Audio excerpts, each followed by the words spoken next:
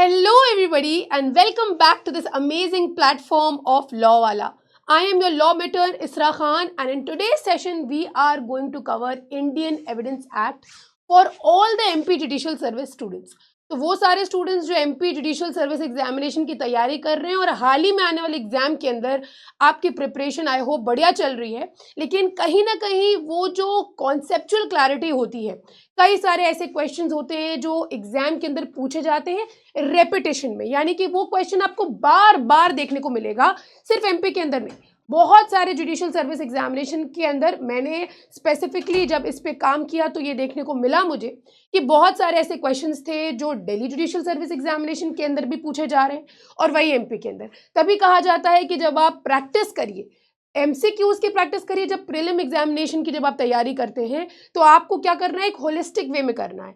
MP के लिए सिर्फ एमपी की नहीं करना है, लेकिन यहाँ पे हम क्या करा रहे हैं, यहाँ पे specifically MP judicial service examination के अंदर एग्जामिनर का मेन अटेंशन जिन क्वेश्चंस के ऊपर होता है पास्ट 5 से 6 साल के अंदर जिसमें रहा रीसेंट ट्रेंड के ऊपर हमारा आज का सेशन बेस्ड होगा, specifically regarding the Indian evidence act. I hope कि इंडियन कॉन्स्टिट्यूशन सीपीसी के जो लेक्चर्स आपके पास गए हैं वो आपके लिए बेनिफिशियल रहे, फ्रूटफुल रहे।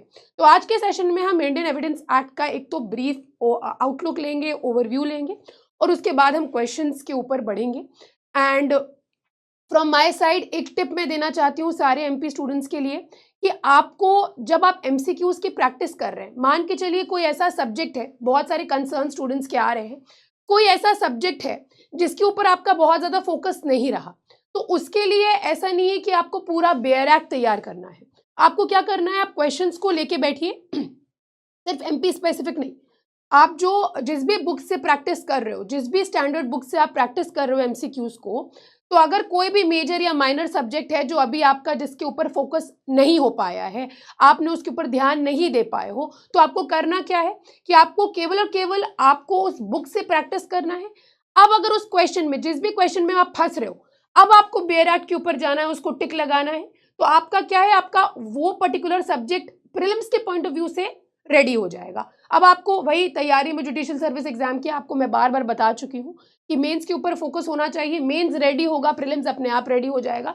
लेकिन कहीं से भी अगर आपकी तैयारी लैक कर रही है तो आपका प्रीलिम्स कहीं से भी ना रुके, तो उसके लिए आपको क्या करना है, एमसीक्यूज को ज़्यादा से ज़्यादा प्रैक्टिस करना है। You have to divide your routine, your daily routine as per the subjects और accordingly आपको practice करना।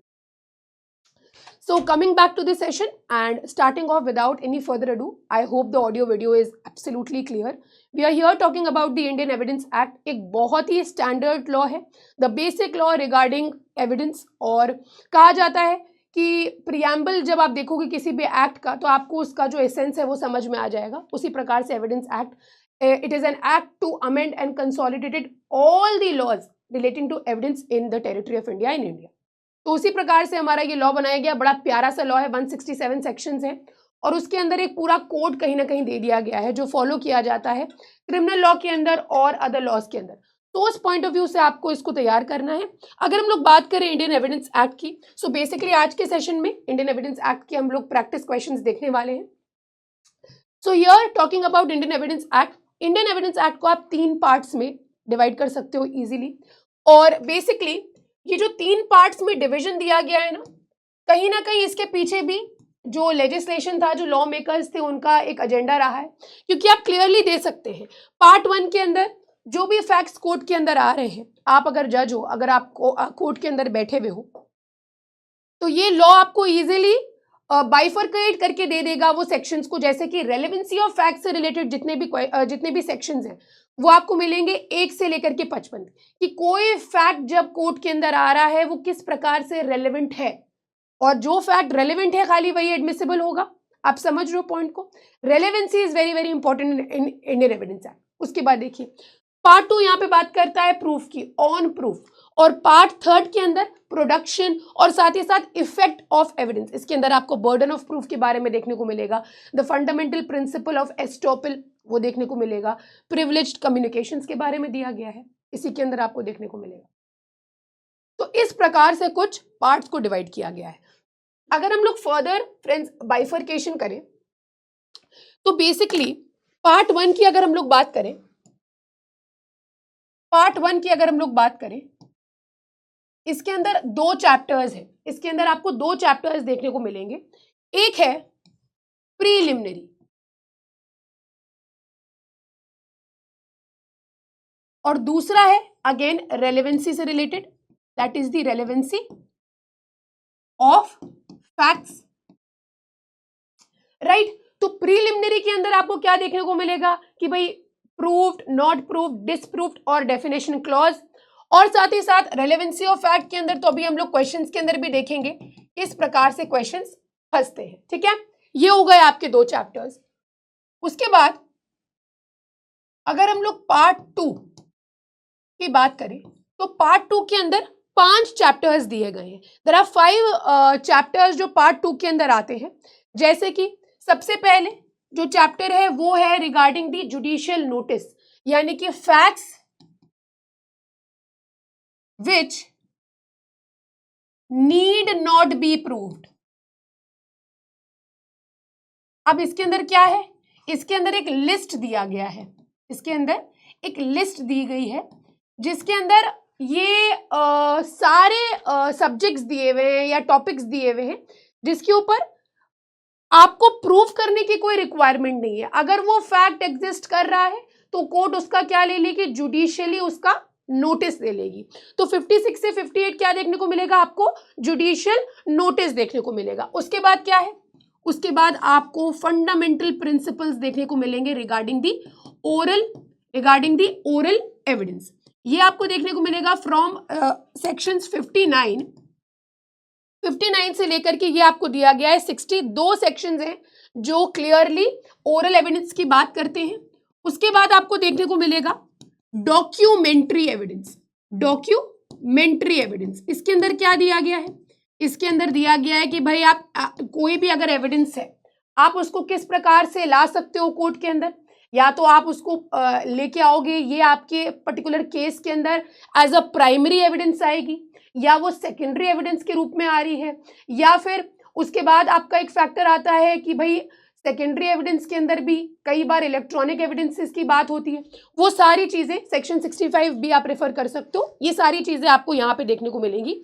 और ये दिया गया है आपको सेक्शन 61 से लेकर के 90A तक की डॉक्यूमेंट्री एविडेंस। उसके बाद बड़ा इंपॉर्टेंट आपका चैप्टर है, यानी कि exclusion of oral evidence.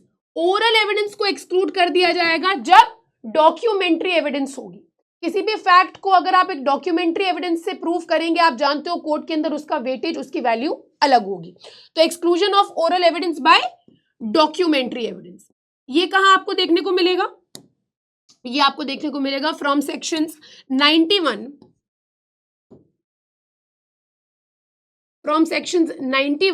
till 100। इस प्रकार से ये आपका जो पार्ट 2 है, पार्ट 2 कुछ इस प्रकार से डिवाइडेड है। अब बताइए इसके बाद क्या आ रहा है, इसके बाद वेरी वेरी इंपॉर्टेंट पार्ट 3। और पार्ट 3 के अंदर फ्रेंड्स 6 चैप्टर्स हैं। देयर आर 6 चैप्टर्स जो आपको पार्ट 3 के अंदर देखने को मिलेंगे। हम लोग ने एंड यहाँ पे किया चैप्टर 6 से, तो चैप्टर 7 से यहाँ से हम शुरुआत करेंगे। और सबसे पहला चैप्टर कौन सा है in part 3, it is burden of proof. इसके ऊपर बर्डन ऑफ प्रूफ लाई करेगा, है ना, वेरी वेरी इंपॉर्टेंट। इसको पूरा अच्छे से आप तैयार कर लीजिएगा। 101 से लेकर के ये आपको दिया गया है 114 तक की, ठीक है, 114। उसके बाद क्या है, उसके बाद अगर आप चैप्टर 8 के ऊपर आओगे, चैप्टर 8 एस्टॉपल से रिलेटेड है। Chapter 8 is related to estoppel, 115 से लेकर के 117। इसके अंदर क्या है, इसके अंदर मान के चलिए आपने किसी चीज का रिप्रेजेंटेशन, मान के चलिए आपने कहा कि ये जमीन मेरी है और किसी इंसान ने आपके साथ अग्रीमेंट किया, कॉन्ट्रैक्ट करके आपसे वो जमीन खरीद ली, अब वो ओनर हो गया। अब अगर कोर्ट में वो मामला जाता है, वो चैलेंज करता है इस चीज को कि भाई इसने मेरी जमीन फ्रॉडलेंटली ले ली, अनड्यू इन्फ्लुएंस करके ले ली, तो कोर्ट कहेगा कि भाई आपने, अब पता ये भी चलता है कि ये जमीन ही इनकी नहीं है, इस चीज को चैलेंज किया जा रहा है, तो अब आपने जो बात कही आप उससे मुकर नहीं सकते हैं, एस्टॉपल आपको वहां पे रिस्ट्रिक्ट कर देता है the statements which you have made. अब आप उसको डिनाई नहीं कर सकते, उस सच्चाई को, उस ट्रूथ को आप डिनाई नहीं कर सकते। Fundamental principle of estoppel. इसमें मान के चलिए अगर कोई रेंट पे है, लैंडलॉर्ड टीनेंट से रिलेटेड भी इसके अंदर प्रोविजंस दिए गए हैं। आइए आगे आइए, उसके बाद विटनेस, उसके बाद ऑफ विटनेस, ये आपको एक चैप्टर देखने को मिलेगा। ये दिया गया है 118 से लेकर के 118 से लेकर के 134, 134। उसके बाद आप देखेंगे जो आपका चैप्टर 10 है, सेकेंड लास्ट चैप्टर है एग्जामिनेशन ऑफ विटनेसेस। आप जानते हो ना, examination in chief, cross examination and re examination के बारे में जो प्रावधान है वो दिए गए। मान के चलिए किसी इंसान को आप डॉक्यूमेंट प्रोड्यूस करने के लिए बुला रहे हो, वो पार्टी, वो विटनेस नहीं है, नॉर्मल पर्सन है, is not a witness. As a witness वो नहीं आ रहा है कोर्ट में, सिर्फ और सिर्फ ये डॉक्यूमेंट प्रोड्यूस करने के लिए आ रहा है, तो क्या उसका क्रॉस एग्जामिनेशन हो सकता है? नहीं हो सकता है। लीडिंग क्वेश्चंस क्या होते हैं, ये इसके अंदर दिया गया है। तो एग्जामिनेशन ऑफ विटनेसेस के बारे में आपको देखने को मिलेगा 135 से लेकर के 166 तक। इसके अंदर जजेस कौन से क्वेश्चंस पुट अप कर सकते हैं वो भी दिया गया है। होस्टाइल विटनेस के बारे में आपको देखने को मिलेगा, तरीका क्या होगा, बहुत सारी चीजें इसके अंदर आपको देखने को। और लास्ट एक ही सेक्शन है इसके अंदर, यानी कि अगर कोई मान के चलिए एडमिसिबिलिटी या रिजेक्शन से रिलेटेड कोई भी मैटर है, एडमिसिबिलिटी और रिजेक्शन, प्रॉपर एविडेंस या इम्प्रॉपर एविडेंसेस के बारे में दिया गया है, तो ये आपको देखने को मिलेगा इन सेक्शन 167। तो कुछ इस प्रकार से आपको देखने को मिलेगा जो आपका इंडियन एविडेंस एक्ट है, कुछ इस प्रकार से 3 पार्ट्स में डिवाइडेड है। All right, I hope you get my point. इसके अंदर इंपॉर्टेंट क्या है मैं आपको मार्क कर दे रही हूं। ये चीज ऐसी है जो आप कभी भी छोड़ के नहीं जा सकते हैं। सेक्शन 2 को अच्छे से तैयार कर लीजिएगा, सेक्शन 4 को अच्छे से तैयार कर लीजिएगा। इसके अंदर सेक्शन 6 से लेकर के 30 भूलना नहीं है, यहाँ पे रेलेवेंसी के अंदर मत भूलिएगा। उसके बाद आपका आ जाता है 32 तो अपने में ही इंपॉर्टेंट हो जाता है, वेरी वेरी इंपॉर्टेंट। अगेन इसके बाद आपको जो सेक्शन 52 से जो देखने को मिलेंगे, कैरेक्टर से रिलेटेड बड़ा इंपॉर्टेंट है, 52 से लेकर के 55 भूलना नहीं है। जुडिशियल नोटिस से रिलेटेड प्रोविजंस छोटे हैं, 58 पूछ लिया जाता है, fact admitted need not be proved, याद कर लीजिएगा, वेरी वेरी इंपॉर्टेंट, भूलना नहीं है। इसमें कुछ ही प्रोविजंस इंपॉर्टेंट है, 61, 63 हो गया, ये सब तैयार कर लीजिएगा। ये दोनों ही बड़े इंपॉर्टेंट है, वेरी वेरी इंपॉर्टेंट। इसके अंदर 91, 92 बहुत इंपॉर्टेंट है, कई बार 105 पूछा गया है, तो उसको आपका 99 पूछा गया है, उसको भी तैयार कर लीजिए। उसके बाद यहाँ पे जो बर्डन ऑफ प्रूफ है पूरा इंपॉर्टेंट है, every each section is important. 105 कि अगर कोई जनरल एक्सेप्शंस के अंदर आ रहा है, मान के चलिए कि मर्डर हो गया, अब कोर्ट में जब मामला गया तो वो जो अक्यूज पर्सन है वो ये कहता है, इसके अगेंस्ट चार्ज लगाया गया है, वो ये कहता है कि ये मर्डर मेरे से ग्रेव और सडन प्रोवोकेशन में हुआ। तो अब सवाल उठता है कि grave and sudden provocation exist कर रहा था, ये अक्यूज पर्सन बताएगा या फिर ये अदर पार्टी के ऊपर है, किसके ऊपर होता है ये प्रूव करना कि ये ग्रेव और सडन प्रोवोकेशन में हुआ, ये किसके ऊपर है? उसी पर्सन के ऊपर है जो इस चीज को अलेज कर रहा है कि ग्रेव एंड सडन प्रोवोकेशन में, अदर पार्टी के ऊपर नहीं है। वो ये थोड़ी ना कहेगा अरे नहीं ग्रेव एंड सडन, बस वहीं पे एंड हो गया। आपने कहा कि मर्डर हुआ है, अब आपको प्रूव करना पड़ेगा कि आप जनरल एक्सेप्शंस के अंदर आ रहे हो। 105 बहुत इंपॉर्टेंट है, एस्टॉपल मेंस के पॉइंट ऑफ व्यू से इंपॉर्टेंट हो जाता है, प्रीलिम्स में भी पूछा जाता है, तैयार कर सकते हो। अब यहां से यहां तक के सारे इंपॉर्टेंट हैं, इसके अंदर आपको कोई भी कंफ्यूजन नहीं होना चाहिए, शक व शुबा नहीं होना चाहिए। 1 से लेकर के 167 एविडेंस एक्ट जो है वो आपके फिंगर टिप्स पे होना चाहिए, और इसके लिए आप कहिए तो एक वीडियो बना दी जाए जहाँ पे आपको छोटा छोटा कोड वर्ड्स में हम बता दें कि क्या क्या सेक्शंस है, क्या क्या सिग्निफिकेंस है, क्या क्या रेलेवेंस। ठीक है, अब हम लोग क्वेश्चंस के साथ शुरुआत करेंगे। आपको बेयर एक्ट लेके बैठना है और एक रेड पेन लेके बैठना है, जिससे आप सेक्शंस को मार्क करते जाएं और अपने आप को इवैल्यूएट करिएगा, एग्जामिन करिएगा कि कौन से क्वेश्चंस है जहाँ पे आप फंसे, कौन से क्वेश्चंस है जो आपको नहीं आ रहे हैं या आ रहे हैं। ठीक है, तो इसी पॉइंट पे अपना आज का लेक्चर शुरू करते हैं। पहला क्वेश्चन आपकी स्क्रीन के ऊपर ये रहा। There is a charge upon a committing murder at Calcutta on a certain day. He takes the plea that on that day he was at Lahore. This statement of A is relevant under which section of Evidence Act? Before going into the section, I would like to here tell you about a fundamental doctrine of plea of alibi. Alibi का मतलब क्या होता है? I was elsewhere, हम कहीं और थे. बड़ा इजी होता है, आप देखते हो ना क्राइम पेट्रोल के अंदर, देखिए जो क्रिमिनल सीरीज होती है उनके अंदर देखिए, जो सबसे इजी जो एविडेंस होती है या जो सबसे इजी तरीका होता है बचाने का, वो होता है कि आप वहां पे प्रेजेंट ही नहीं थे. आप प्रेजेंट ही नहीं तो कैसे हो सकता है?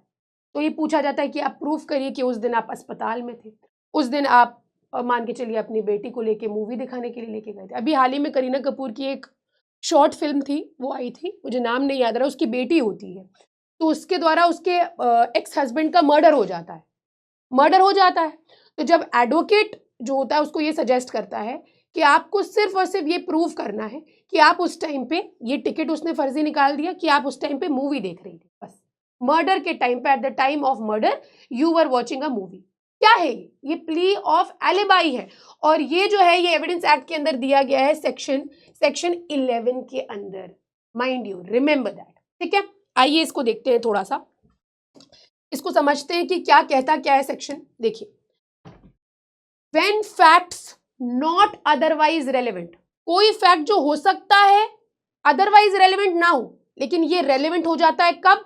जब यहाँ पे बात आती है आपके एल्सवेयर होने की, या फिर ये इंपॉर्टेंट हो जाता है केस में डिटरमाइन करने के लिए कि भाई क्या मामला क्या है. आप समझ रहे हो? तो facts not otherwise relevant are relevant कब? दो फैक्टर्स दिए गए. One, if they are inconsistent with any fact in issue or relevant fact. भाई एक बात बताइए, अगर फैक्ट इन इशू जो कोर्ट के अंदर है, इशू जो है, या फिर कोई रेलेवेंट फैक्ट जिसके ऊपर कोर्ट एग्जामिन कर रहा है, ट्रायल कर रहा है, तो अगर वो फैक्ट्स जो कंसिस्टेंट हैं यानी कि वो इससे, इसके रेलेवेंस में, इसके कहीं ना कहीं इसके समर्थन में है, तो वो चीज तो कोर्ट ऑलरेडी एग्जामिन कर रहा है फैक्ट इन इशू और रेलेवेंट फैक्ट के ग्राउंड पे.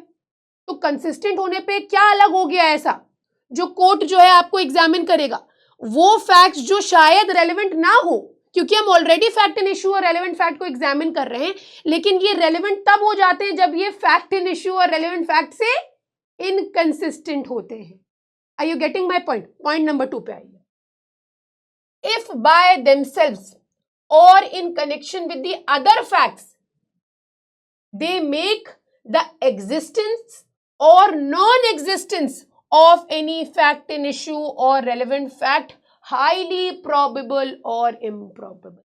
यानी कि वो ये कह रहे हैं वो फैक्टर्स जो खुद से या जब ये कनेक्शन में है, when they are connection with the other facts से मिलके ये फैक्ट इन इशू और आपके रेलेवेंट फैक्ट्स की जो आपकी एग्जिस्टेंस है, fact in issue relevant facts की existence, fact in issue relevant facts की नॉन एग्जिस्टेंस, कि ये fact in issue relevant fact था या ये fact in issue relevant fact नहीं था, एग्जिस्ट ही नहीं कर रहा था, इसको बहुत ज्यादा प्रोबेबल बनाते हैं या एकदम रिजेक्ट कर देते हैं, इम्प्रॉबेबल बनाते हैं. यानी कि बड़ा इंपॉर्टेंट पीस है ये जो फैक्ट है ना, इसको एग्जामिन करना बड़ा इंपॉर्टेंट है, क्योंकि ये तो फैक्ट इन इशू और रेलेवेंट फैक्ट को हाईली प्रोबेबल या इम्प्रॉबेबल बना रहा है. आइए इसके इलस्ट्रेशंस देखते हैं. 2 इलस्ट्रेशंस. सबसे पहले, the question is whether A committed a crime at Calcutta on a certain day. ये सवाल है कोर्ट के सामने. अब ये जो फैक्ट है कि उस दिन ए जो है वो लाहौर में है, ये रेलेवेंट फैक्ट है यहाँ पे. क्यों? क्योंकि भाई जब सवाल ये उठा है कि ए ने एक क्राइम किया है कैलकाटा में, और जब ये निकल के आ रहा है कि ए उस टाइम पे लाहौर में था, तो ये रेलेवेंट तो करेंगे ही ना हम. ये हो सकता है जनरल सेंस में रेलेवेंट ना होता, लेकिन अब ये हाईली प्रोबेबल या इम्प्रोबेबल बना रहा है उस पर्टिकुलर फैक्ट इन इशू को ही. जब वो वहां पे प्रेजेंट ही नहीं है, तो आपका जो फैक्ट इन इशू आपने निकाल के आई है तो एकदम इम्प्रोबेबल हो गया ना. कि प्रोबेबिलिटीज कि ए ने ये क्राइम कमिट किया है ये बहुत ज्यादा हाई हो गई है, हाईली इम्प्रोबेबल हो गई इसकी जो कंडीशंस निकल के आई. The fact that near the time when the crime was committed A was at distance from the place where it was committed, which would render it highly improbable though not impossible that he committed it is relevant. अब दूसरी बात इन्होंने कही कि वो fact कि जब crime commit हुआ, ए वॉज एट डिस्टेंस, ए दूरी पे था उस जगह से जहां पे वो कमिट हुआ, ये यहाँ पे क्या करता है, which would render it highly improbable कि ए ने वो क्राइम कमिट किया है, लेकिन वो इम्पॉसिबल नहीं है, ये भी रेलेवेंट होगा। भाई ऐसा तो नहीं कि वो थोड़े डिस्टेंस पे है, वो कमिट ही नहीं कर सकता, भाई कमिट करके चला गया, तो ये भी रेलेवेंट होगा। दूसरा देखिए, the question is whether A committed a crime, the circumstances are such that the crime must have been committed by A, B, C or D. Every fact which shows that the crime could have been committed by no one else and that it was not committed by either B, C or D, ये भी relevant होगा कि भाई यहाँ पे ये कह रहे हैं कि क्वेश्चन ये है कि A ने क्राइम कमिट किया है या नहीं, सर्कमस्टांसेस ये है कि हो सकता है A ने किया हो, B ने किया हो, C ने किया हो। उसके बाद हर एक फैक्ट जो ये दिखा रहा है कि क्राइम जो है कमिट किया गया किसी के द्वारा नहीं किया गया, और ना तो किसी के द्वारा नहीं किया गया और ना तो बी, सी और डी ने किया, कौन निकल के आया, ए निकल के आया, तो ये भी रेलेवेंट। तो facts which are not otherwise relevant they become relevant, और इसकी जो डॉक्ट्रिन है प्ले ऑफ एलिबाई की, ये भी इसी के अंदर दी। ठीक है, चलिए आगे आ जाइए इसी बात पे। Next question. During the course of investigation, information received from an accused who is in the police custody leads to a discovery about arms, clothes, ornament, corpus which are related to the offence are relevant under section 27 of Evidence Act. और इससे related principal किस में lay down किया गया, कहीं ना कहीं सारे जो केस लॉज हैं उसी से रिलेटेड है, लेकिन यहाँ पे Pulukuri Kotaiya versus emperor versus king emperor का जो केस है वो इस पे फंडामेंटल केस है। इस पर्टिकुलर पॉइंट पे जो डिस्कवरी ऑफ फैक्ट की बात करता है, डिस्कवरी ऑफ द वेपन की बात करता है, नॉलेज की बात करता है, ये क्या है, ये इसमें इंपॉर्टेंट हो जाता है। मैं आपको बता दूं इस केस की बात, तो ये जो है इसने क्लैरिफाई किया कि that only that part of confessional statement, आपने कन्फेशन दिया, कन्फेशन आप जानते हो सेक्शन 25 के अंदर हाईली उसकी जो रेलेवेंसी उसके ऊपर क्वेश्चन उठाया गया है, it is not at all relevant अगर आप पुलिस ऑफिसर को कर रहे हो। अगेन 26 के अंदर हम मैजिस्ट्रेट के सामने जो है वो अलाउ किया गया है। 27 के अंदर ये है कि मान के चलिए अगर पुलिस ऑफिसर के सामने उसने कोई कन्फेशन दिया और अगर उस पर्टिकुलर कन्फेशन को हम इररेलेवेंट ठहरा रहे हैं just because of the fact that section 25 exist कर रहा है, तो वो कौन सा पार्ट है उसकी कन्फेशनल स्टेटमेंट का जिसको हम रेलेवेंट ठहरा सकते हैं, बड़ा इंपॉर्टेंट है वो उस पर्टिकुलर केस के अंदर।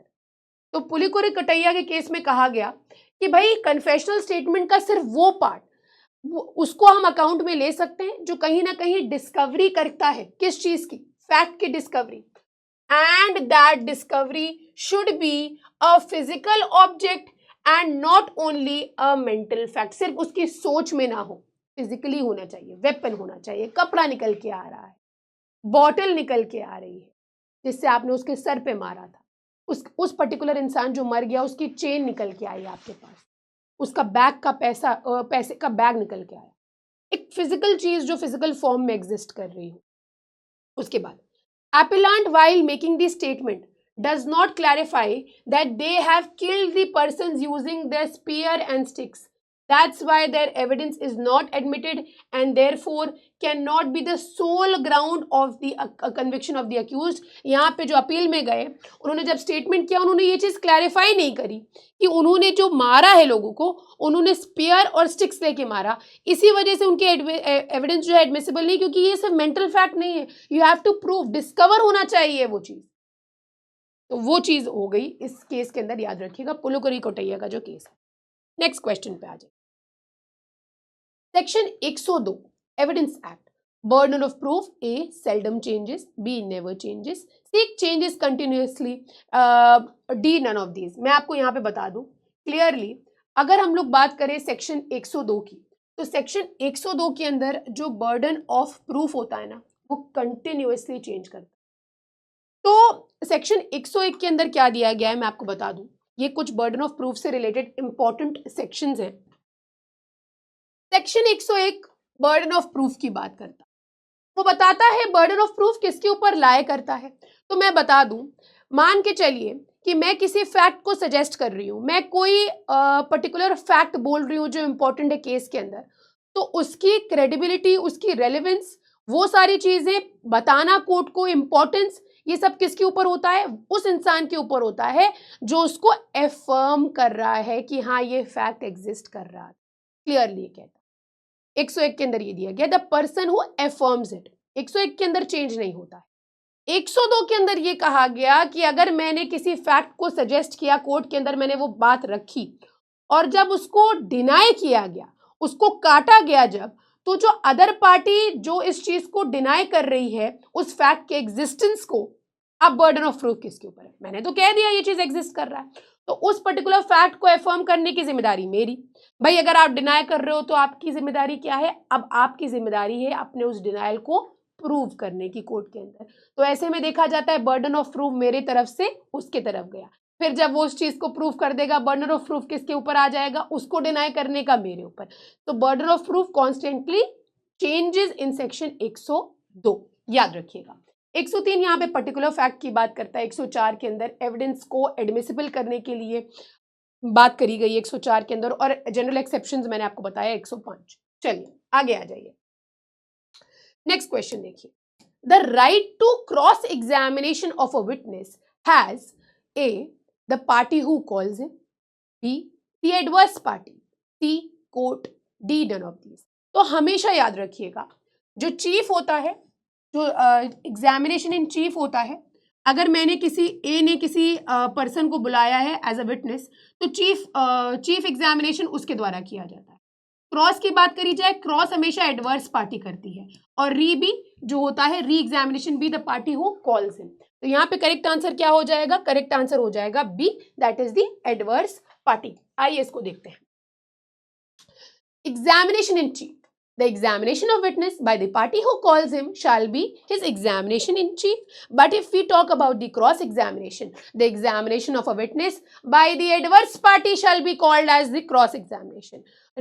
जब यहाँ पे subsequent क्रॉस एग्जामिनेशन के बाद जब विटनेसेस का एग्जामिनेशन होता है, क्रॉस हो गया है, वो पार्टी जिसने उसको बुलाया है उसका री एग्जामिनेशन कहलाएगा। नेक्स्ट क्वेश्चन पे आ जाइए।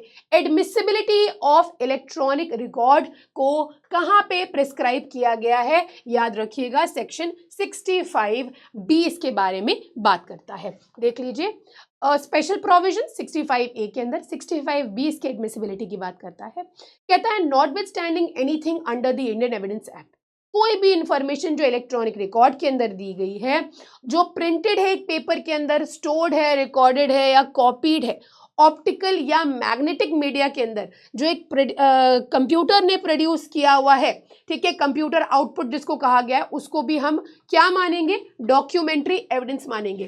तो इस क्वेश्चन से हमें एक चीज क्लियर हो गई कि ये जो इलेक्ट्रॉनिक रिकॉर्ड है ना, ये क्या निकल के आता है? As a documentary evidence. ठीक, क्लियर, पता होना जरूरी है। नेक्स्ट पे आ जाइए। Evidence given by a dumb witness in the court by writing or signs shall be deemed to be A documentary, B oral, C neither oral nor documentary, D none of the above. यहाँ पे मैं आपको clear कर दूं, section 119 है 119, और यहाँ पे बात करता है वो विटनेस जो वर्बली कम्युनिकेट नहीं कर सकता है, वो विटनेस जो verbally a witness who is unable to speak may give his evidence in any other manner in which he can make it intelligible, जैसे कि writing or science. Writing or science की यहाँ पे हम लोग बात कर रहे हैं। But such writing must be written and the signs made in open court. Evidence so given shall be deemed to be oral evidence. भले ही राइटिंग में होगा, राइटिंग या विजिबल रिप्रेजेंटेशन या साइंस के द्वारा किया गया, लेकिन अब जो है must be written and the science अगर किए जा रहे तो ओपन कोर्ट में होंगे, और इसको हम क्या मानेंगे? इसको हम एज ओरल एविडेंस मानेंगे। बात क्लियर? चलिए, अच्छा इसी के साथ 118 देख लीजिए, बड़ा इंपॉर्टेंट है। Who may testify? All persons, testify करने के लिए सारे, हर कोई लोग कॉम्पिटेंट है, जब तक कि कोर्ट को ये लगता नहीं है जब तक कि कोर्ट कंसिडर नहीं करता है that they are prevented from understanding the questions. अगर मेरी कोर्ट के अंदर कोई आया, मुझे पता लग रहा है, मैं सवाल पूछ रहा हूँ आपकी क्या उम्र है, उसको समझ ही नहीं रहा है, वो कह रहा है कि हम झांसी में रहते हैं। हम कहते हैं आपकी क्या उम्र है, वो कहता है कि हम इलाहाबाद में रहते हैं, प्रयागराज में रहते हैं। अब आपको ये क्लियर हो गया कि इसको समझ ही में नहीं आ रहा है कि हम क्या क्वेश्चन उसको पुटअप कर रहे हैं। तो जब कोर्ट को ये पता लग जाता है कि जब सवाल ही नहीं समझ आ रहा है, रीजन क्या है, question put to them, rational answer नहीं दे पा रहा है, ठीक है, क्यों? क्योंकि उसकी उम्र कम है, इतनी ज्यादा ओल्ड एज है, उसको कुछ मेंटल इलनेस है, उसको कुछ फिजिकल डिजीज है, कुछ ऐसा इशू है, या फिर बॉडी या माइंड का कुछ डिजीज है, या फिर कोई और रीजन है सेम काइंड का, जिसकी वजह से जो क्वेश्चंस उसको पुटअप करे जा रहे हैं वो उसको समझ नहीं पा रहा है। समझना तो छोड़ दीजिए, वो रैशनल आंसर नहीं दे पा रहा है। अब यहाँ पे सवाल ये उठता है कि टेंडर ईयर्स की बात करी गई है, छोटे बच्चे की बात करी, तो अगर 5 साल का बच्चा है लेकिन वो क्वेश्चन को समझ पा रहा है और आपको रैशनल आंसर दे पा रहा है, तो क्या उसकी एविडेंस या उसका स्टेटमेंट यहाँ पे अलाउ किया जाएगा या नहीं, इसको कमेंट सेक्शन में आपको बताना है। चलिए आगे आ जाइए। Next question, a leading question without the permission of the court may be asked A in examination in chief, B at any stage, C cross examination, D none of these। अब यहाँ पे अगर हम लोग लीडिंग क्वेश्चन की बात करें तो बिना permission of the court leading question से रिलेटेड आप देखेंगे कोई भी क्वेश्चन जो कहीं ना कहीं आंसर को ही सजेस्ट कर रहा है, which the person is putting or wishing putting it wishes to expect or receive is called a leading question. एक सेकेंड, एक बार और, any question suggesting the answer which the person putting it wishes or expect to receive is called a leading question। अब इसके ऊपर एक restriction लगाया गया है, कहते हैं कि लीडिंग क्वेश्चन को हम नहीं पूछेंगे अगर ऑब्जेक्ट किया जा रहा है एडवर्स पार्टी के द्वारा, चीफ एग्जामिनेशन के अंदर या री एग्जामिनेशन के अंदर, except with the permission of the court. अब leading question as to matters with are introductory or undisputed or which have in its opinion have already been sufficiently proved, तो यहाँ पे कोर्ट उसको परमिट कर देगा। कब उसको पूछा जाएगा? The leading question may be asked easily in cross examination। तो यहाँ पे आपको पता होना चाहिए without the permission of the court cross examination। थोड़ा सा यहाँ पे आपको घुमाने की कोशिश करी गई, ध्यान दीजिएगा। लीडिंग क्वेश्चन के एस्पेक्ट में आपको दो चीजें रेडी रखनी है, तैयार रखनी है।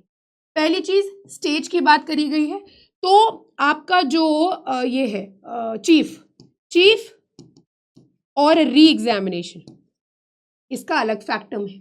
उसके बाद क्रॉस एग्जामिनेशन में नो सच फैक्टम एग्जिस्ट, आप फ्रीली पूछ सकते हैं leading questions.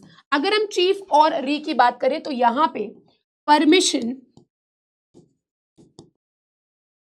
Of the court is important, या फिर एक और चीज, the court shall permit leading questions as to the matters which are introductory or undisputed, या फिर नंबर 2 introductory matters और नंबर 3 undisputed matters। परमिशन बड़ी इंपॉर्टेंट है, ठीक है। ये हो गई बात आपकी चीफ और री की। नेक्स्ट क्वेश्चन पे आ जाइए। The following section of evidence act is related to dowry death. 113A, 113B, 114, 114A, यहाँ पे याद रखिएगा डाउरी डेथ से रिलेटेड जो प्रोविजन दिया गया है वो 113B के अंदर दिया गया है। 113A यहाँ पे अबेटमेंट ऑफ सुसाइड की बात करता है बाय अ वुमेन, प्रिजम्पशन, और यहाँ पे प्रिजम्पशन दिया गया है डाउरी डेथ का। यहाँ पे मैं आपको कुछ फैक्टर्स बताना चाहती हूँ, ध्यान दीजिएगा। 304B भी यहाँ पे पिक्चर में एक्चुअली आ जाता है, ठीक है। तो जब कोई क्वेश्चन है कि किसी भी औरत ने सुसाइड कमिट किया है, इसके अंदर कुछ एसेंशियल्स है जो आपको याद रखने हैं। By women has been abetted by her husband, ये क्वेश्चन उठाया कि भाई ये जो सुसाइड कमिट करी है, या तो उसके हस्बैंड ने उसको अबेटमेंट की वजह से सुसाइड कमिट करवा दी, या उसके रिलेटिव, हस्बैंड के रिलेटिव्स के द्वारा, ठीक है। And it is shown that she had committed suicide within 7 years। तो पहले तो अबेटमेंट, दूसरा 7 साल from the date of her marriage, and her husband or relative subjected her to cruelty. और यहां पे क्या है? कोर्ट में प्रिज्यूम। तो 113A के अंदर 7 years from the date of marriage और डिस्क्रिशन होता है कोर्ट में वर्ड यूज किया, ठीक है। दूसरा देखिए, अच्छा इसके साथ आपको क्या करना है, 113A प्लस 498A। अब यहां पे क्या है, 113B के अंदर जब कोई क्वेश्चन है whether a person has committed dowry death of a women, और जब ये दिखाया जाता है कि सून बिफोर हर डेथ, क्या यूज किया गया word, soon before her death she had been subjected to cruelty, women had been subjected by such person to cruelty, harassment, for or in connection with any demand for dowry, court shall presume। यहां पे court का discretion बहुत कम, limited होता है, और इसको आप पढ़ोगे 304B के साथ। क्लियर हो गई बात, ये मैं आपको बताना चाह रही थी। चलिए आगे आ जाइए। Under evidence act the evidence given bye dog is, dog squad जो होता है, is admissible, not admissible because dependent on the canine inference, dog can not give evidence on oath admissible. यहाँ पे ये जो होता है ये नॉट एडमिसिबल होता है, ये चीज आपको याद रखनी है। डॉग की एविडेंस को कुछ कोर्ट्स में डिफरेंस ऑफ ओपिनियन रहा है, लेकिन ये क्लियरली एडमिसिबल नहीं होता है, ठीक है। चलिए आगे आ जाइए। If an accuse voluntarily consents for brain mapping and narco analysis, बड़ा इंपॉर्टेंट क्वेश्चन है। आप जानते हो brain mapping,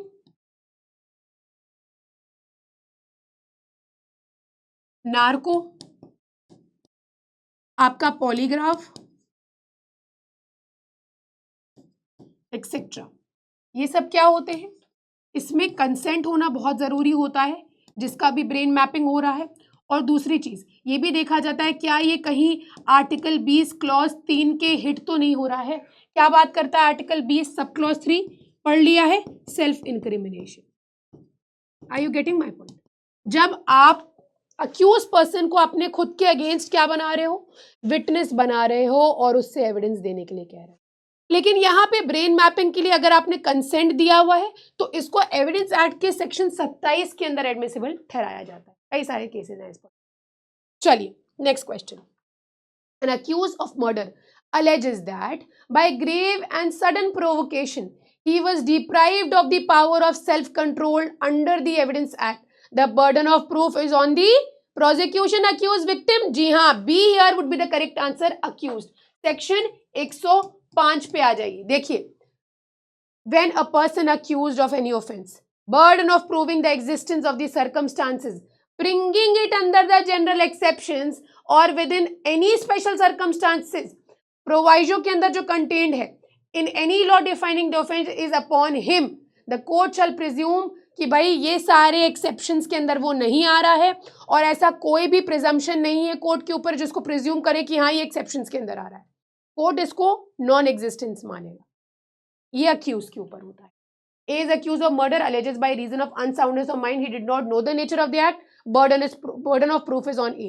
A accused of murder alleges that by grave and sudden provocation he was deprived of the power of self control, उसके ऊपर होता है। तो ये है आपका 105। आगे आ जाइए। A prosecute B for adultery with C, A's wife। B denies that C is A's wife but court convicts B of adultery। अब यहां पे देखिए, यहां पे हुआ क्या, A, बी और सी तीन पार्टीज हैं। ए हस्बैंड, बी हस्बैंड, और सी कौन है, वाइफ है। ध्यान दीजिएगा बात पे। इस पर्टिकुलर इलस्ट्रेशन को एक बार की समझ लीजिए।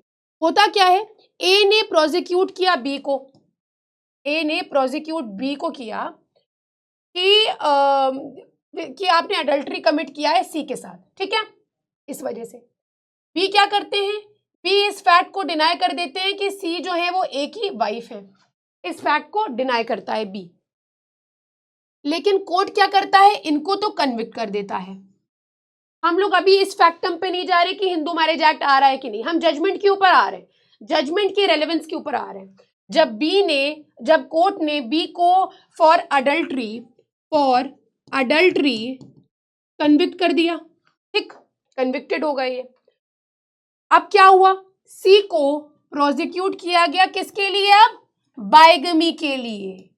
बाइगमी के लिए प्रोसिक्यूट किया कि भाई आपने क्या किया है, आपने बाइगमी करी है जब आपने इनसे शादी करी, इनसे आपने जब विवाह रचाया, इनके साथ जब आपने शादी करी और ए आपके हस्बैंड जो है उस टाइम पे जिंदा थे, मैरिंग बी, सी कहती है कि भाई वो कभी ए की वाइफ ही नहीं थी।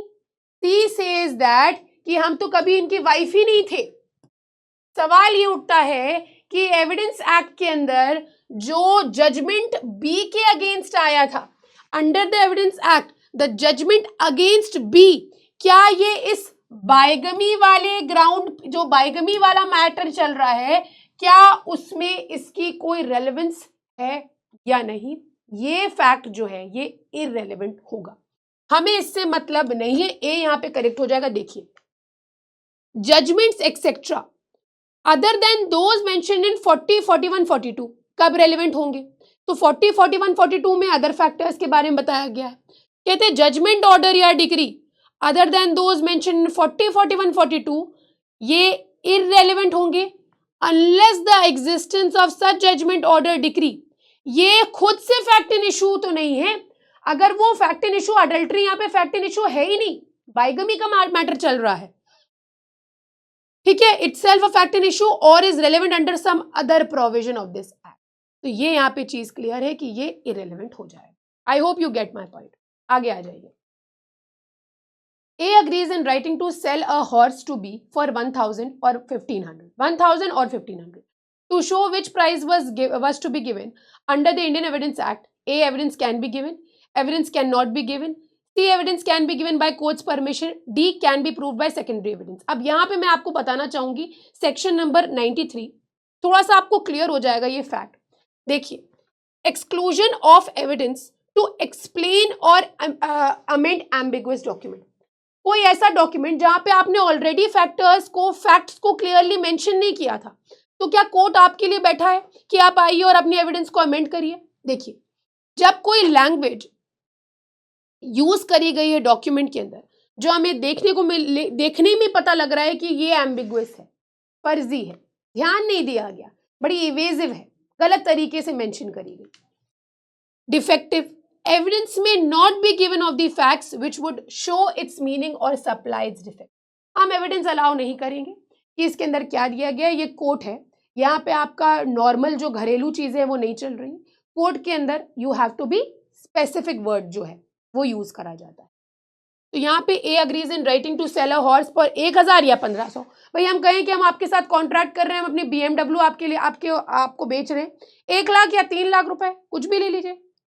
अरे भाई, अब हम कोर्ट में जब उसकी एविडेंस दे रहे हैं, अब हम कोर्ट में ये थोड़ा ना प्रूफ करेंगे जाके, कोर्ट हमें थोड़ा ना अलाउ करेगा कि नहीं हमने 3 लाख कहा था, अरे नहीं हमने 2 लाख कहा था, नहीं, अलाउ नहीं किया जाए। B, a deed contains blanks, evidence cannot be given of facts which would show how they were। अब कहो कि ब्लैंक्स में डीड थी, कॉन्ट्रैक्ट किया था, ब्लैंक है वो, ब्लैंक कॉन्ट्रैक्ट। अब आप कहो कि हमने कॉन्ट्रैक्ट किया था कि हम 10 बोरी चावल जो है वो इधर उधर का, मतलब उसका ट्रांसपोर्टेशन से रिलेटेड जो डीड थी उससे रिलेटेड था, भाई कोर्ट इसीलिए बैठा हुआ है, अलाउ नहीं किया, ठीक है। तो यहाँ पे ये क्या हो जाएंगे, ये इनएडमिसिबल, मतलब एविडेंस अलाउ नहीं करी जाएगी। नेक्स्ट क्वेश्चन पे आ जाइए। A sues B for 1000 and shows entries in his accounts showing B to be indebted to him to this amount under Evidence Act. A, the entries are relevant but are or sufficient without other evidence to prove. Entries are sufficient without other evidence. Entries are not relevant but are sufficient without any other evidence to prove.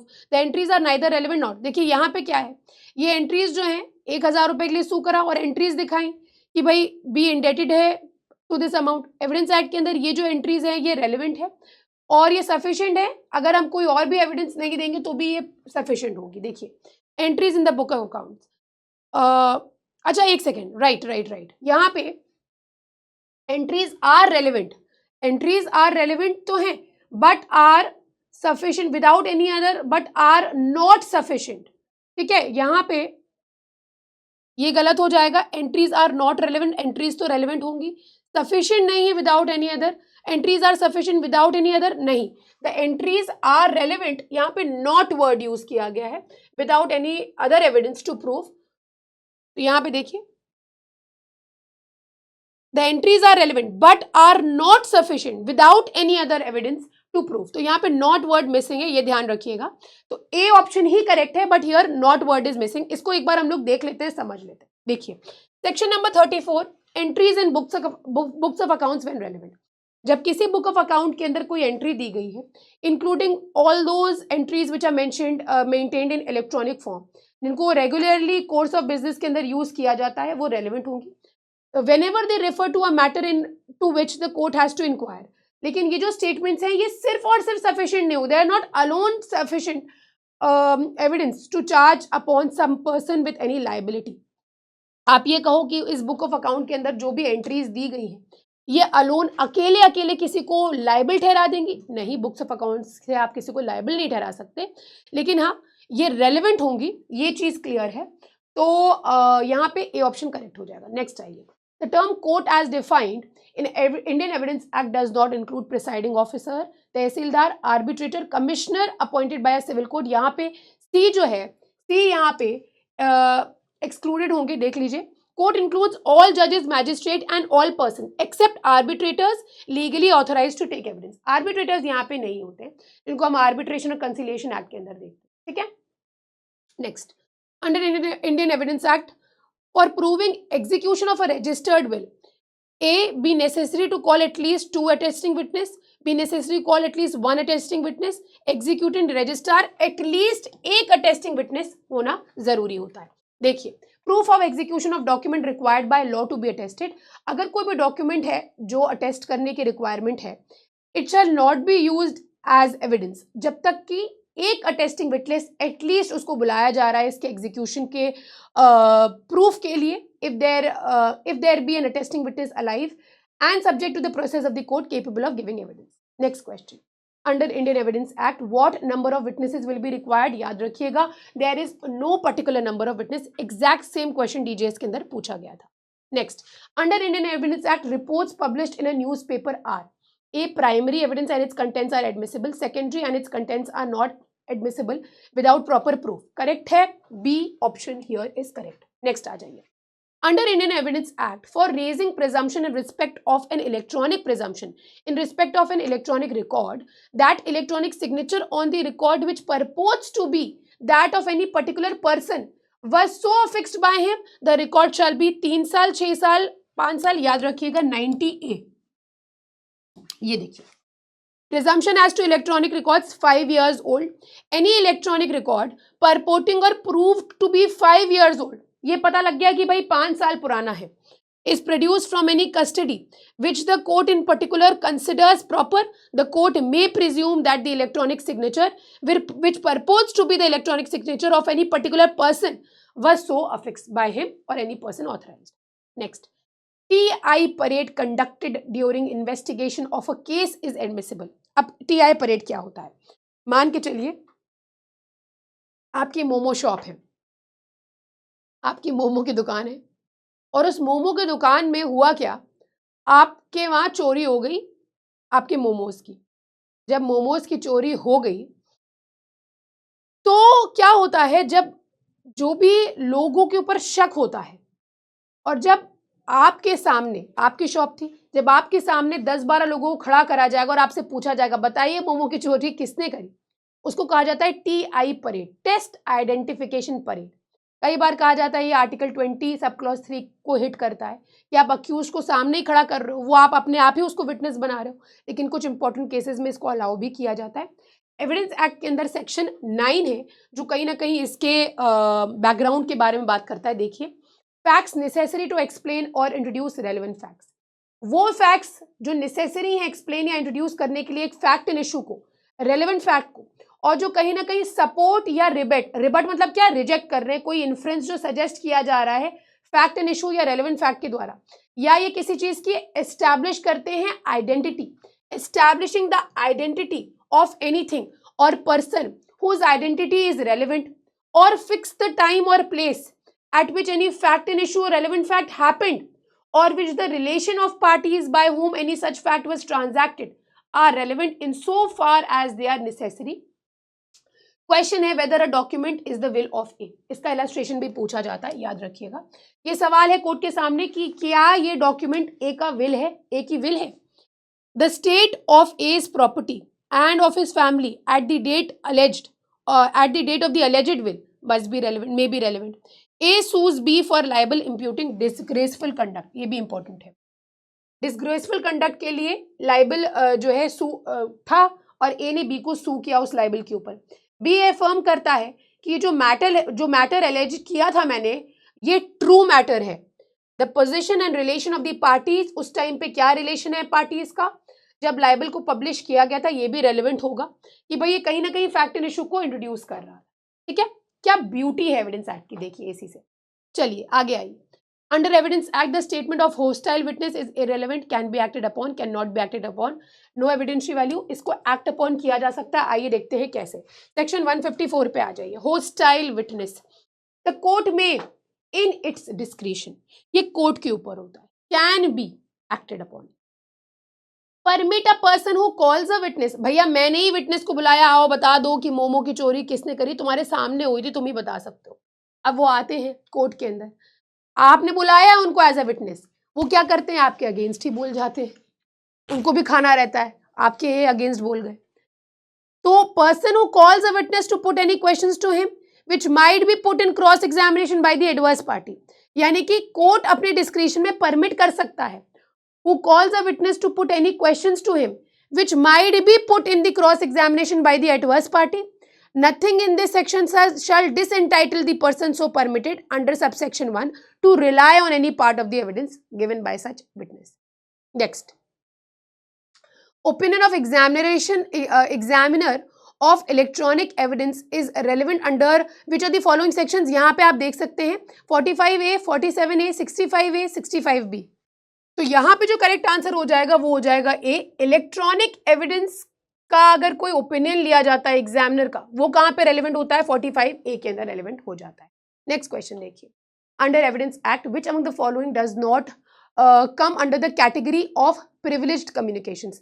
Marriage के time पे जो communications होते हैं वो privilege होते हैं। जी हाँ, वो कम्युनिकेशंस जो विटनेस के द्वारा किए गए हैं, जो अनेबल है to communicate verbally. Official communications, professional communications दोनों प्रिविलेज्ड होते हैं।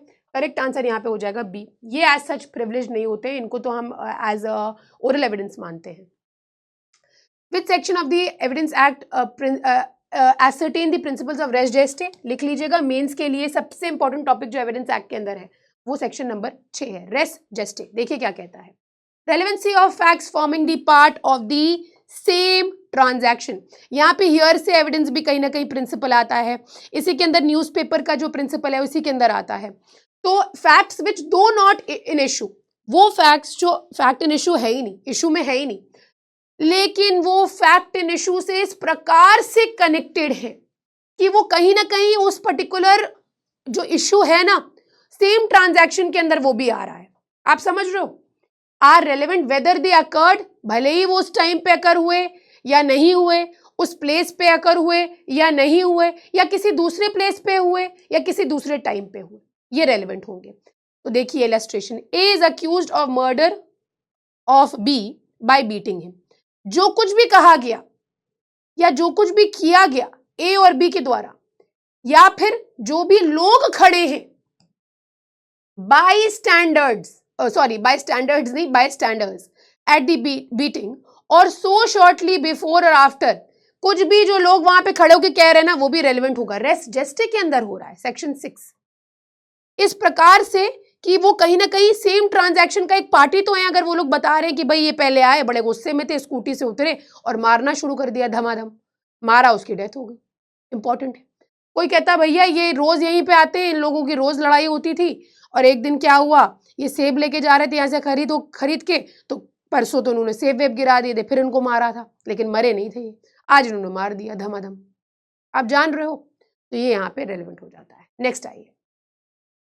Under Evidence Act, what is not a primary evidence? Document made by printing, lithography, photography, document copies of common original. Primary evidence की अगर हम लोग बात करें तो ये वो डॉक्यूमेंट होता है जो आपने कोर्ट में प्रोड्यूस किया, itself the main document, the main evidence, तो प्राइमरी एविडेंस तो वो हो गई।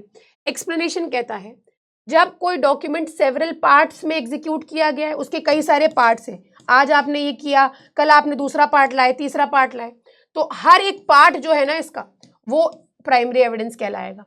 तीसरी चीज, जब कोई डॉक्यूमेंट एग्जीक्यूट किया जा रहा है काउंटर पार्ट्स के अंदर, being executed by one or some of the parties only, each counter part का आपका प्राइमरी एविडेंस हो जाता है वो पार्टी जो उसको प्रोड्यूस कर रही है। एक्सप्लेनेशन, जहां पे नंबर ऑफ डॉक्यूमेंट्स हैं सबको आपने एक यूनिफॉर्म प्रोसेस से बनाया है, one uniform process. In the case of printing, lithography, photography, हर चीज अपना प्राइमरी एविडेंस होगी, जो भी कंटेंट है ना बाकी के रेस्ट के। तो प्रिंटिंग, लिथोग्राफी और फोटोग्राफी तो आ जाती है, documents copies of common original ये आपकी क्या हो जाती है, ये आपकी सेकेंडरी एविडेंस होती है। ठीक है, चलिए। अच्छा, एक और चीज बोलिए इसके अंदर, but where they are copies of a common original, जहां पे ये कॉपीज है कॉमन ओरिजिनल की, तो वो प्राइमरी एविडेंस नहीं होती, वो सेकेंडरी होती है, जैसा कि मैंने आपको बताया। नेक्स्ट पे आ जाइए। A agrees absolutely in writing to pay 1,000 on 1st March 2010. The fact that at the same time an oral agreement was made that the money should not be paid till 31st March cannot be proved. ठीक है। B, A sells B a horse and verbally warrants him sound. कहता है कि ये ठीक ठाक है, एकदम चंगा है घोड़ा एकदम। A gives B a paper in these words, bought of a horse for ₹500. B may prove the verbal warranty. अब यहाँ पे देखिए आप, ये जो दो पर्टिकुलर आप इलस्ट्रेशंस देखेंगे ना, दोनों इलस्ट्रेशंस जो हैं यहाँ पे 1 मार्च के अंदर इसको आप प्रूव नहीं कर सकते, और यहाँ पे इसकी वर्बल वारंटी आप प्रूव कर सकते हैं।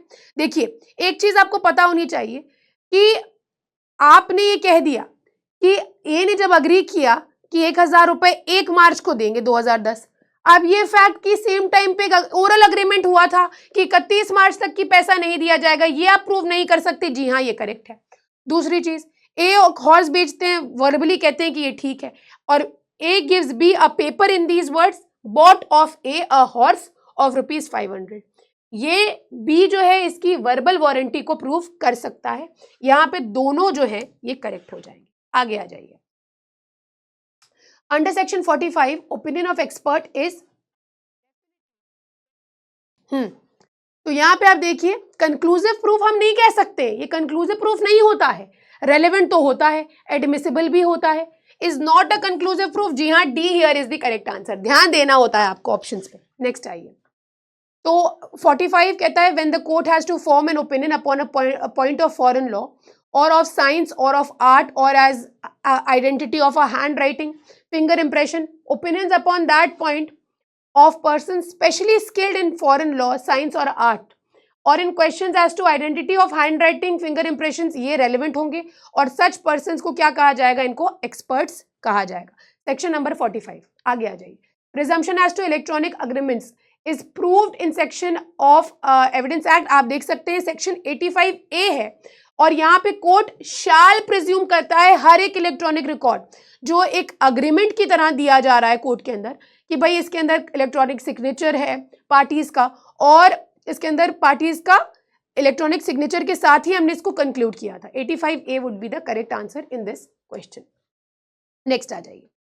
A dying declaration under section 32 of Evidence Act is admissible in evidence A only when it is reduced into writing, B even when it is made to a police officer, C only when it is made to a judicial magistrate, only to executive magistrate, DD के अंदर ये सब चीजें नहीं चलती हैं।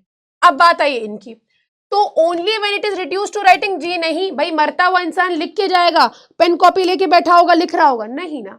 तो यहाँ पे DD के अंदर ऐसा कुछ नहीं है, लेकिन हाँ कन्फेशन में डिफर करता है। DD इज नॉट कन्फेशन, आपको ये पता होना चाहिए। ठीक है, चलिए आगे आ जाइए। A is charged with traveling on a railway without a ticket.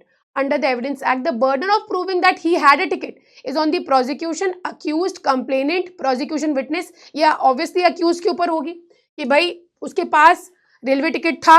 देखिए, burden of proving fact specially within his knowledge, कोई भी फैक्ट जो मेरी नॉलेज के अंदर है उसको मैं ही प्रूव करूंगी ना, और उसका बर्डन ऑफ प्रूफ मेरे ऊपर ही होगा। ए चार्ज इसका कई बार पूछा गया, यूपी के अंदर भी कई बार पूछा गया। A is charged with traveling on a railway station without the burden of proving he had a ticket is on him only. चलिए आगे आ जाइए. ये evidence act the statement of hostile is irrelevant, can be acted upon, ये हम देख चुके हैं. जी हाँ, it can be acted upon. Evidence act के अंदर confession of one accused is admissible in evidence against a co-accused if they are tried jointly for the same offense, jointly for the different offenses, same offense but not jointly, different offenses and not so jointly. याद रखिएगा हमेशा jointly किया जाएगा. Section 30 पे आ जाइए. Very very important. Consideration of proved confession affecting persons making it and others jointly under the trial of or the same offense. इसका illustration भी तैयार कर लीजिएगा, बहुत इंपॉर्टेंट है. जब एक से अधिक लोगों को आप ट्राई कर रहे हो जॉइंटली एक ही ऑफेंस के लिए, और जब कन्फेशन किया गया है एक इंसान के द्वारा जो उसको अफेक्ट कर रहा है और किसी और इंसान को भी अफेक्ट कर रहा है, उसको प्रूव कर दिया गया है, कोर्ट इसको कंसिडरेशन में ले सकता है कि ये जो कन्फेशन है ना, जो दूसरे पर्सन के अगेंस्ट जा रहा है, तो वो भी कंसिडर किया जाएगा as well as the person who makes such confession. Offence तो आप जानते ही हो, अबेटमेंट, अटेम्प्ट, सब कुछ इसके अंदर आता है. A and B are jointly tried for murder of C. It is proved that A said B and I murdered C. The court may consider the effect of this confession as against B. A is on a trial. अब यहाँ पे देखिए differentiate किया है. C के trial के लिए है और वहां पे एविडेंस है कि भाई C को A ने मर्डर किया, B ने भी मर्डर किया, और B ने कहा था A and I murdered C. Trial किसका हो रहा है? A का ट्रायल हो रहा है. This statement may not be taken into consideration against A as B is only jointly, as B is not being jointly tried. joint trial नहीं चल रहा है. joint trial रट लीजिएगा. आगे आइए. Principle of falsus in uno, false in one thing, false in everything. ये यहाँ पे एप्लीकेबल नहीं होता है इंडियन लॉ के अंदर. कॉशन का भी रूल है और एप्लीकेबल नहीं होता है. D here would be the correct answer. Falsus in uno, false in omnibus is a Latin term which means false in one thing, false in everything. It is a fact in legal principle in common law that a witness who testified falsely about one matter is not at all credible to testify about any other matter. लेकिन भारत के अंदर ये applicable नहीं होता है. Next question. Conduct of accused is relevant under 8, 10, 11, 12. याद रखिएगा 8 के अंदर बड़ा इंपॉर्टेंट सेक्शन है, इसको देख लीजिए एक बार. सेक्शन नंबर 8 पे आ जाइए. Any fact is relevant which shows or constitutes a motive or preparation for any fact and issue or relevant fact. भाई वो फैक्ट रेलेवेंट कर रहे हैं हम, जो फैक्ट एंड इशू और रेलेवेंट फैक्ट का मोटिव कॉन्स्टिट्यूट कर रहा है, या आपने उसको आपने मर्डर किया, आपने प्रेपरेशन जो करी थी वो भी इंपॉर्टेंट हो जाएगा. पार्टी का कंडक्ट, किसी एजेंट का कंडक्ट किसी भी सूट या प्रोसीडिंग में, उस पर्टिकुलर रेफरेंस में, सूट और प्रोसीडिंग के रेफरेंस में, या फिर कोई भी रेफरेंस जो फैक्ट एंड इशू या रेलेवेंट फैक्ट से रिलेटेड है. The conduct of any person of an offence against whom it is a subject of any proceeding, ये relevant होगा if such conduct influences or influenced by any fact and issue and whether it was previous or subsequent. अब यहाँ पे दो explanation है, usually students फंस जाते हैं इसमें. एक्सप्लेनेशन 1 पे आइए. The word conduct in this section, इसके अंदर जो कंडक्ट वर्ड यूज किया है, does not include statements unless those statements accompany and explain acts other than statements. सिर्फ स्टेटमेंट्स हम इनके अंदर इंक्लूड नहीं करेंगे, लेकिन उसके साथ ही साथ कोई एक्ट भी होना चाहिए. But this explanation is not to affect relevancy of any statement under those sections. यानी कि अगर वो पर्टिकुलर स्टेटमेंट्स कहीं और रेलेवेंट हो रहे तब तो ठीक है, लेकिन जब तक के स्टेटमेंट्स अपने साथ इंक्लूड नहीं कर रहे हैं अदर कनेक्टेड एक्ट्स को, तब तक कि वो रेलेवेंट नहीं होगा. एक्सप्लेनेशन 2 पे आइए. When the conduct of any person is relevant, any statement made to him or in his presence and hearing which affects such conduct, ये भी relevant होगा.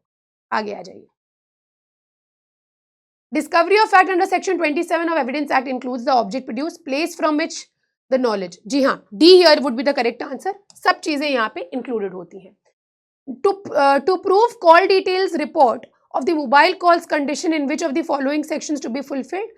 63, 65, 65B, 67. जी हाँ, 67 की जो कंडीशंस है उनको, 65B की जो कंडीशंस है उनको फुलफिल करना पड़ेगा. आगे आ जाइए. हाउ मेनी विटनेसेस हम लोग देख चुके हैं. Prove a fact, no particular number of witnesses, कोई स्पेसिफाइड नंबर नहीं है एविडेंस एक्ट के अंदर. Next, according to section 3 of evidence act, court do not include जजेस, मैजिस्ट्रेट, आर्बिट्रेटर्स. जी हाँ, C here would be the correct answer. Arbitrators included नहीं होते. Next, fact judicially noticeable need to be proved, need not be proved. C here would be the correct answer. ये हम लोग section 58 का reference लेंगे. आगे आ जाइए. तो ये देख लीजिए, no fact of which the court will take judicial notice need be proof, section 56 पे यहाँ पे दिया गया है। 58 फैक्ट्स एडमिटेड की बात करता है, fact judicially noticeable need not be proof, section 56, 57 में लिस्ट, 58 में देखिए ऐसे जुडिशियल नोटिस, लिस्ट, और जब एडमिटेड फैक्ट्स हैं क्या उनको प्रूव करने की रिक्वायरमेंट है? भाई हम कोर्ट का काम कम करेंगे, 56, 57 और 58। चलिए आगे आ जाइए। A fact is said to be not proved. The court either believes it does not exist. Court considers its non-existence so probable that a prudent man under circumstances of the particular case to act upon such supposition that it does not exist. Court believes its existence when the facts are neither proved nor disputed. अगर हम लोग not proved की बात करें तो यहाँ पे देख लीजिए, not proved की बात करें, not proved when neither proved nor disproved. not proved पूछा गया है, neither proved nor disproved, ना ये है ना ये है ना ये है, बड़ा बड़ा दे के ना आपको कंफ्यूज करते हैं। देखिए proved, a fact is said to be proved when after consideration the matters before it, court either believes it to exist or considers its existence so probable that a prudent man ought under circumstances of the particular case to act upon, कि भाई एक general common man इंसान उसके ऊपर act कर सकता है, proved fact है। डिस्प्रूव्ड, डिस्प्रूव कब होता है? जब कंसिडर करा है, कोर्ट कहता है कि ये एग्जिस्ट ही नहीं कर रहा है या कंसिडर्ड नॉन एग्जिस्टेंस एकदम भी इंपॉर्टेंट नहीं है। नॉट प्रूव्ड, ना तो वो प्रूव किया गया है और ना ही वो डिस्प्रूव किया गया है। आगे आइए, section 146 evidence act, which kind of questions can not be asked during cross, to test the veracity, to discover witness position in life, to shake his credit, previous sexual experience. याद रखिएगा इसको amendment करके add किया गया था, किसी भी जो प्रोसिक्यूट्रिक्स है ना उसके प्रीवियस सेक्सुअल एक्सपीरियंस के बारे में नहीं पूछा जाता है। यहाँ पे आप देख लीजिए प्रोवाइजो कहता है सेक्शन 146 क्रॉस एग्जामिनेशन के अंदर कौन से क्वेश्चंस पूछे जाएंगे। तो जब कोई विटनेस को क्रॉस एग्जामिन किया जा रहा है, he may in addition to the questions hereinbefore referred to be asked in any questions which tend to test his veracity. आप उसकी वेरासिटी को टेस्ट कर सकते हैं जो भी स्टेटमेंट उसने पहले दी है। टू डिस्कवर क्या हो आप, आपकी पोजीशन क्या है लाइफ के अंदर, आपको डगमगाया जा सकता है। टू शेक हिज क्रेडिट, उसके कैरेक्टर को इंजर कर सकते हैं। Although such questions might tend to directly और इनडायरेक्टली क्रिमिनेट हिम, तब भी आप पूछ सकते हो। यहाँ पे प्रोसिक्यूट्रिक्स के बारे में दिया गया है, prosecution for an offence section 376 and further sections, or attempt whether the question of consent it is an issue, ये परमिसिबल नहीं होगा कि आप एविडेंस दो या क्वेश्चंस पुट अप करो क्रॉस के अंदर जहाँ पे उसके इमोरल कैरेक्टर की बात करो या PSE के बारे में बात करिए, प्रीवियस सेक्सुअल एक्सपीरियंस मना किया गया है। As per section 141 of Evidence Act, a leading question means any question informing, suggesting, याद रखिएगा suggesting वर्ड यूज किया गया। जब हम आपसे पूछे, आप हमको पता है कि आप एक बिजनेसमैन है, क्या आप बिजनेसमैन हैं? जैसे मान के चलिए हमें ये पता है कि आप 65 ईयर ओल्ड प्रयागराज में रहने वाले चावल का बिजनेस करते हैं, ठीक है, और आपके 2 बच्चे हैं। क्या आप इलाहाबाद में रहते हैं? आप कहोगे हाँ, मतलब जिसका जवाब जो है हाँ में, हाँ या ना में आ रहा है। क्या आप चावल का बिजनेस करते हैं? हाँ। क्या आपके 2 बच्चे हैं? अच्छा। तो इस प्रकार के जो क्वेश्चन होते हैं ये लीडिंग क्वेश्चन होते हैं जिसका आंसर आपको पता ही होता है, फिर आपने दूसरा रखा, पता होता है दूसरा। मतलब ऐसे में आप इतने क्वेश्चन पूछते हो कि कहीं पे भी नो आएगा तो आप वहां पे फंस जाओ, ये होता है। मतलब जरूरी नहीं है यस में हो, नो भी हो सकता है। क्या आप कोयले का बिजनेस करते हैं? तो आप कहोगे नो। तो कुछ ऐसे जल्दी जल्दी जो क्वेश्चंस पुट अप करे जाते हैं ये लीडिंग क्वेश्चंस हो। आगे आइए, any question suggesting the answer which the person putting it wishes और एक्सपेक्ट्स कि भाई हमें पता ही है तुम यही जवाब दोगे, ये लीडिंग क्वेश्चन। अगर आपने वैसा जवाब नहीं दिया तो क्रॉस हो गया ना फिर आपका।